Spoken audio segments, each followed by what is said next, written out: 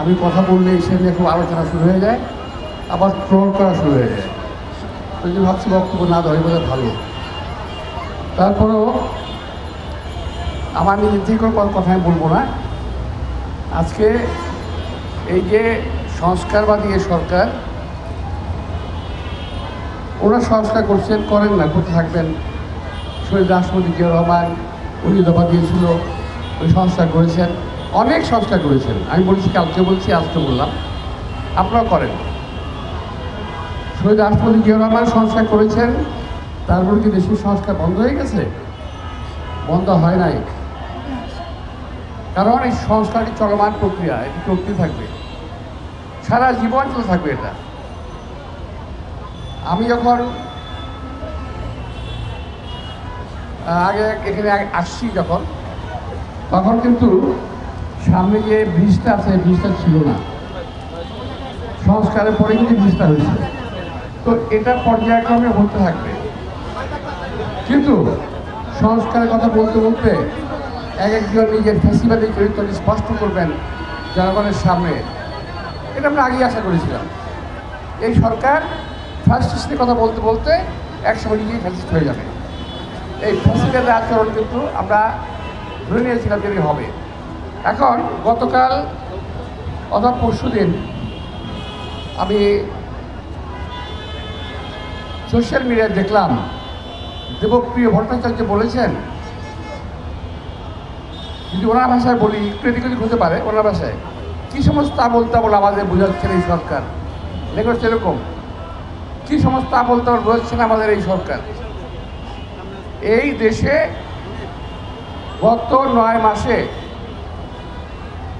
30 লক্ষ লোক, 30 লক্ষ মানুষ আরও গরিব হয়েছে। তার মধ্যে 18 লক্ষ হলো মহিলা। আপনারা কি বুঝতে পারছেন এটা ঘটনাটা?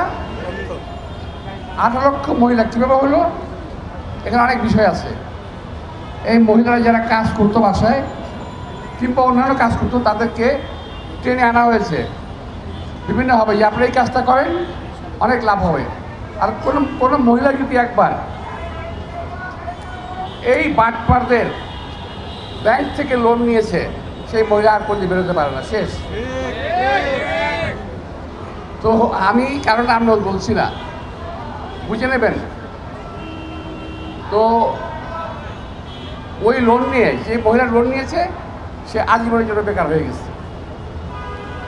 যারা গ্রামে গ্রামে আসেন, একটা জিনিস আপনারা জানেন তো বোধ না, কিস্তি একটা ব্যাপার আছে, কিস্তি। সবাই ভাবে কিস্তি দিতে পারতেছি না, কিস্তি দিতে হবে, পাগল হয়ে যায়।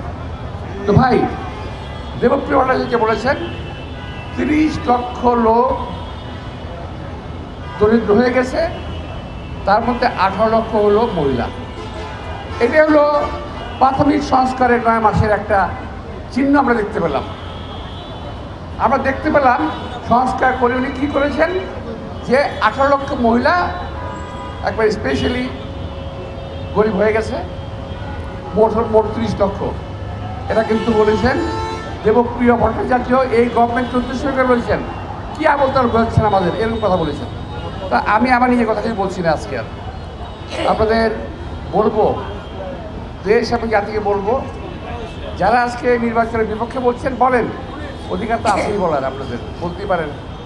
নির্বাচনের পক্ষে বলার অধিকার আমাদের আছে, কিন্তু এই নির্বাচন নিয়ে জাতিকে ব্ল্যাকমেল করা যাবে না, করা ঠিক হবে না। আমার যে সমস্ত ভাইয়েরা, অন্য রাজনৈতিক দলের ভাইয়েরা, আমি জানি আশঙ্কায় আছেন, আপনারা অনেক ভয় আছেন বিএনপি বোধহয় ক্ষমতায় আসবে। ভাই, বিএনপি আগে ক্ষমতায় আসে নাই কখনো? বিএনপি 3-4 বার ক্ষমতায় এসেছে, দেশের অবস্থা এমন কখনো হয় নাই। তো আপনাদের বলবো যে আপনাদের ভয়ের কিছু নাই, নির্বাচন করেন, যদি জনগণ আপনাদেরকে ভোট দেয়, আপনাদেরকে আমরা মেনে নেব, কোনো অসুবিধা নাই। তবে যে কোনো মূল্যেই হোক, দেশে একটা রাজনৈতিক নির্বাচিত সরকার আসা উচিত। দেশে রাজনৈতিক এবং নির্বাচিত সরকার আসা উচিত। আসলে পরে এই দেশের মানুষ কিছুটা নিরাপত্তা পাবে, দেশের বিশৃঙ্খল অবস্থা এটা ঠিক হয়ে যাবে।